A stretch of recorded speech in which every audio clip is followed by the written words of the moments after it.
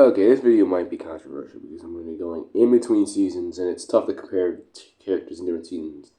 Like, say, a character between season 2 and season 4. Like, that's tough to compare because, I mean, you can't, like, grab them from, like, the past and put them in the present or whatever.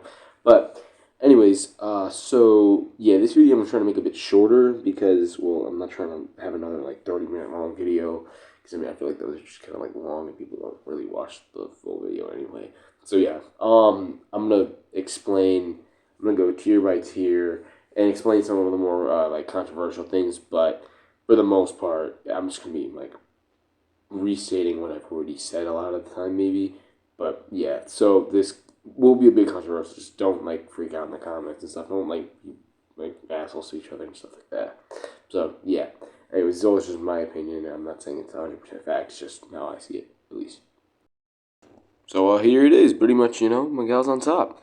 Nah, but anyways, like, on a serious note, each tier's gonna be divided like A plus, A minus because, they're all in the same tier, and obviously, like, that's like what tiers are meant for, to show how good they are. But like, I had to do it divided into two halves because, well, I feel like it would get too big, and there's a bit of a division in like the skill factor of each tier.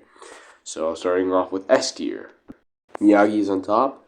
Sato right behind him because I feel like as a Miyagi-Do fighter and the amount of experience he's had, and all the times we've seen Miyagi-Do and Cobra Kai fighters fight, I feel like I would choose Sato over Kim Sung-young. And Miyagi's tier above because, he's pretty confident that he can beat Sato, and I believe Miyagi, so yeah. Starting off A tier is Chosen. Sato would actually be on A tier, but we're not sure. I'm not sure if he uses Chi or not like Miyagi does. So, I feel like that differs.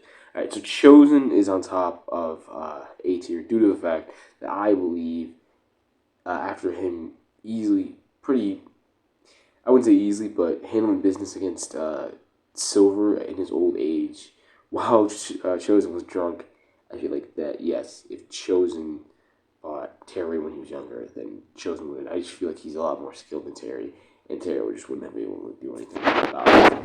Next would be Kreese in his prime around Karate Kid 1, or maybe a bit past his prime, but still. And then it would be Silver, as we've known that Silver is a little worse than Kreese for most of their lives. And yeah, Karate Kid 3 though, Silver is definitely better than Kreese. So yeah, then next is Silver, and then Silver when he's older, because obviously he would decrease speed and strength and other physical attributes. But his skill probably will not change too much because he does still have like a lot of mobility, obviously. But so yeah, Terry would be decent chunker, decent amount weaker than his younger self. Then Daniel during season 5. I feel like Daniel during season 5 is his peak without a doubt. He's really come full circle. He uses all styles. He's a well-rounded fighter. He knows how to fight with all the styles. And yeah, I think he's peaked out or is about to peak out. Next is Mike Barnes. I think he'd be able to beat Chosen when he's drunk because he was giving Chosen a good fight when he was sober. So yeah, Mike Barnes. He's pretty skilled. It's really tough to gouge how good he is because he has just brief fights. So it's a little tough to say. But this is where I put him. Drunk Chosen is next because he's a bit more sluggish and not as intelligent as he usually is. But besides that, he's too. He's slower and stuff, but like he isn't unbelievably like terrible when he's drunk. So then next would be Johnny. Johnny, a lot of people I feel like are overhyping him because of the fact that he beat up all those senseis. I feel like they all just thought he was like barely able to breathe, and then he just goes apeshit attacks.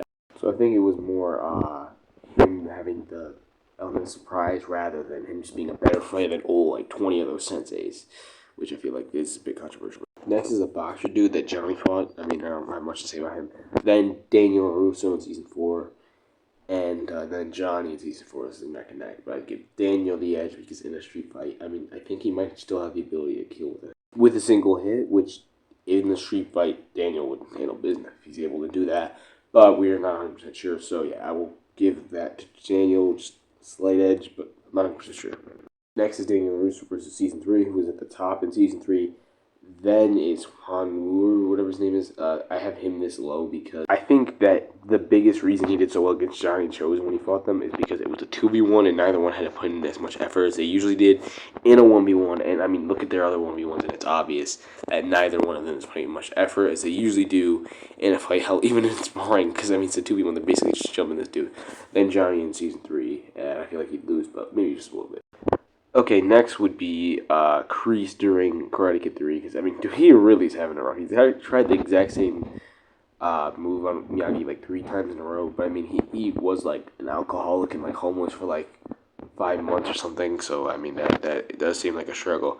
Then Sensei Odell, I mean, he doesn't do anything crazy. I mean, Kenny kind of took a kick on him. Then Sensei Mojun, I think his name is, and then Kim Dunn, because I mean, dude, I feel like she's just really that impressive of a fighter. She probably knows the most, but like doesn't necessarily mean she's like the best fighter. Then Kreese in season 3, as he is in his 70s. Then Terry when he's injured, because I mean, I think he's also drunk too, and he was roughing out. Then Johnny in season 2, I feel like he'd do better than Daniel.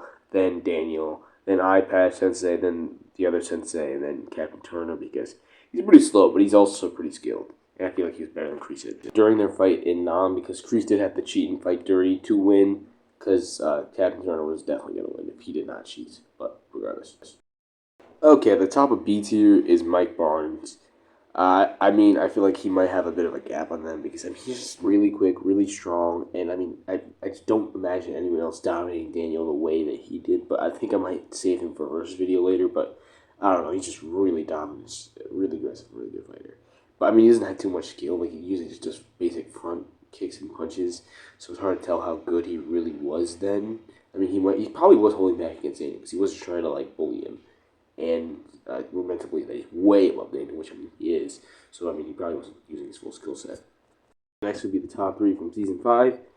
Starting off with Miguel, he is the best. I mean, he beats Robbie. Seems to still be better than Hawk. And, yeah, Hawk just does have a rough time against Kenny, and Miguel handles business against Kenny pretty easily. I mean, obviously Hawk was holding back. I could just make a whole different video on that, but whatever. So, yeah, Robbie's next after Miguel, and then Hawk. And Hawk doesn't seem to improve super much this season, but he does improve nonetheless. In this tier and C tier, there's a lot more contention between spots, and it's a little bit more difficult to choose who is better than who. Some of these choices were some pretty tough calls. Each individual tier, B tier and B minus, like you could have different people beating each other, different scenarios, and I mean it's definitely possible, but like this is the way I'd put it, and I'm still not sure about everything, but regardless. So then next would be season 4 Miguel, as I've explained, he's the best of the Cobra Kai kids in season 4. Then Chosen in Karate Kid 2, but it would be a close fight. Then Johnny, as Johnny's probably just a little bit below Chosen. He's probably definitely quicker and stronger, but he's a little less skilled, I'd say. Then Miguel, without confidence. Then Robbie, in his peak, using both styles, everything. Then Hawk, who I think just a little bit worse than Robbie. And then Bobby, who was a little under Johnny. So, yeah, they're all really close to each other. In B minus, we top it off with Sam Russo in season 5. I think she definitely is better than Tori in season 5. She does better against Kim, and she's always been better, so I think she probably still is better. And then Tori in season 5, who's close behind, but Sam is ahead. Then Sam in season 4, who is probably a little bit behind Tori, as she kind of handled business against Tori in season 4 during their tournament. And I think she'll be able to do it in a street fight because, I mean, all of their fights, Sam just come out on top. Then Daniel LaRusso in Karate Kid 3, I think he beat both of them in a street fight, but I don't know about in a tournament because they do definitely defeat him skill-wise. Next would be Kyler. I think he could I don't know. He could maybe beat Daniel's street fight. Probably not in a tournament because he's pretty bad in tournaments. He's pretty arrogant. He definitely should be better than Kenny. I mean, like, he doesn't really get hurt by Kenny when they have that brief fight, but that's regardless. I think he's better than Dimitri because, I mean, Dimitri had some Hawk on his side when they had the 2v3, while Kyler had 2 bombs, and he was still doing pretty damn well. Okay, this is going to be the really controversial tier. So, yeah, it starts off with Miguel in season 2, as he does defeat Robbie in season 2. And Robbie in season 3 hasn't learned anything new. He fights more aggressively. So, yeah, Miguel would reasonably beat Robbie in season 3. And then I think he'd also beat, next after Robbie in season 3 would be Daniel, as he's a bit slower than them and similar in skill, but just not as athletic or strong.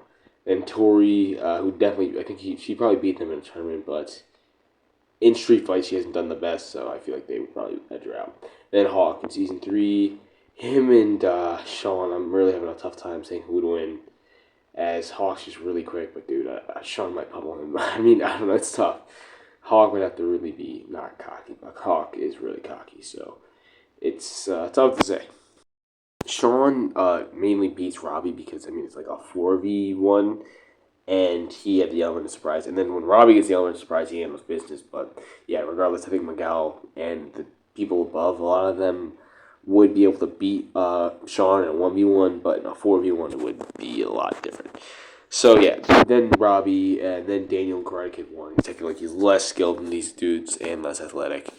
But Dahl, on the other hand, I mean, we don't know how good he is in a street fight, but in a tournament, these guys might edge him out. But in a street fight, he does seem pretty capable. He's really athletic. He's really quick, nimble, strong, fast, skilled.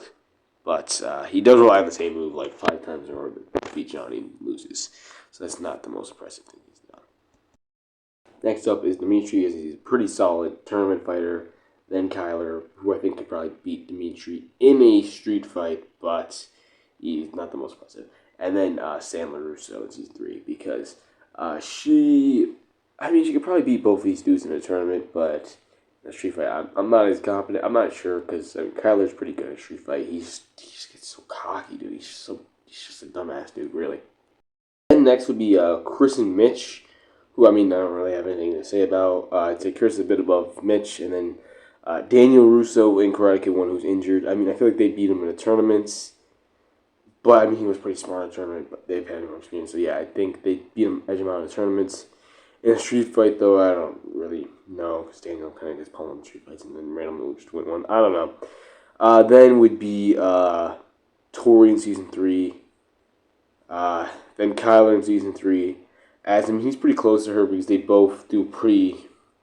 I'd argue Kyler did better against Robbie, but that's just my personal opinion. In season 4, when they should be at their season, it's like the day after the end of season 3, so it's still like basically themselves in season 3. He does better against Robbie than Tori does, but that's just how I see it. Then Dimitri,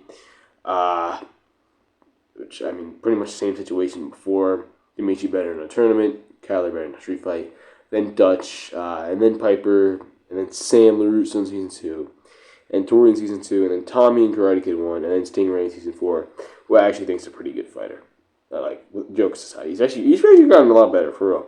Then in top of C minus tier would be Kenny with the silver bullet, as it's just like a one-trick pony move kind of thing. And after he does it once, I mean, it's not really like, I mean, they'll be on the ground, but dude, his hits don't like hurt like Hawk or Miguel, like those people. So like, I feel like, you know, they could just get up, sweep his leg or something, like, and just handle business. Next would be Hawk in season 2, mainly due to the fact that he's cocky.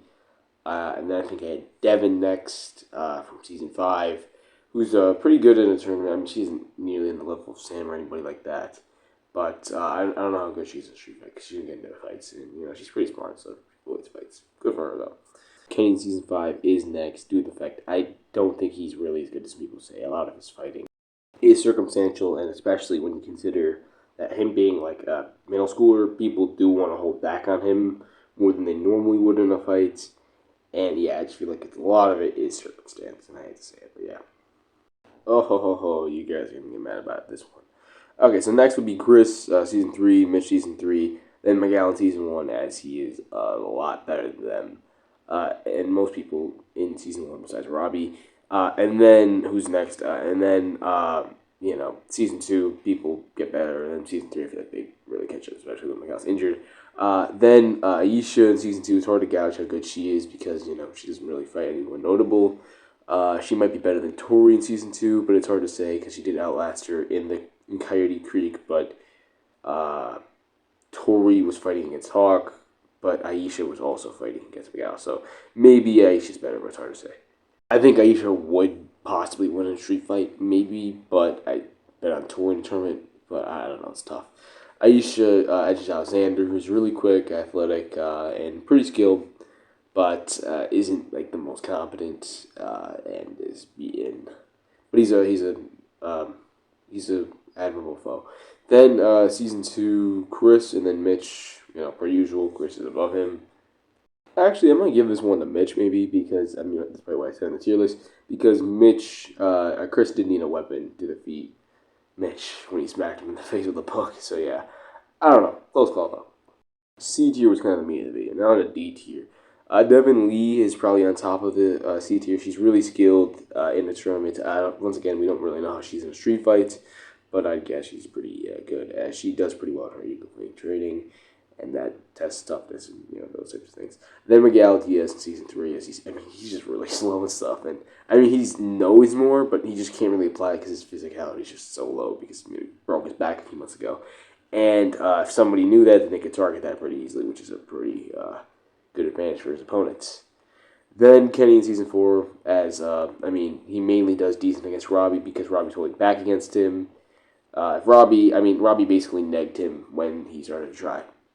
And once again, Robbie was just kind of like toying with him. Like, dude, he was dodging, he was turning around, he was looking cocky as hell, and then he just finishes him off in the most brutal way possible. He was just showing off, showboating. I might be going off on a little bit of rant, but I feel like Kenny and the Senseis in season 5 and in season 4, I guess Kenny too, is just like really overrated. And I feel like some people gotta like remember who's on top. Miguel, no, I'm joking. But yeah, Dimitri season 2 would be next. Then Aisha in season 1. Dimitri probably surpassed her in skill in season 1 because she's pretty good in season 1, but she relies on strength and a lot more than Spider should. Then Hawk in season 1 as he does seem pretty cocky, and Aisha might be able to edge him out. And then Jimmy in Karate Kid 1 as he doesn't do shit. So, yeah, that's pretty much what I do for D tier. Now on to D minus. Nate is up next, top in D minus. Then Burt, because Burt goes like a bunch of mismatches, but I feel like he's pretty solid in season 4. But Nate does pretty well. And then Kyler in season 4. So yeah. My bad. I meant season 1, but yeah, he's pretty strong. He's pretty quick, but he's cocky once again, but he does put up a fight against Miguel. But I don't know how he's gonna do against karate fighters, especially after seeing how he did against Miguel. And these dudes are more experienced than Miguel, but not as quick or strong or anything like that. Now let's get to the real shit right here. E tier. Burt tops off E tier during season 3, and then Nate in season 3. You see purple because purple is a color of royalty, and royalty is on top, just like these men. Now on to F tier, finally, the golden tier. These are the top of the top. Now, if these dudes fight you, then you gotta run because you're gonna die. Nate tops it off, season 2, golden. Burt next, golden, season 2. Burt, season 1, awesome, peak, prime, awesome, amazing. But yeah, so that is it for today's video. I hope you guys enjoyed, and please like, subscribe, and watch my other videos. And I hope you guys enjoyed. Tell me what you think about the best fighters in Cobra Kai. Tell me what you think of my tier list, and talk in the comments down below. See ya.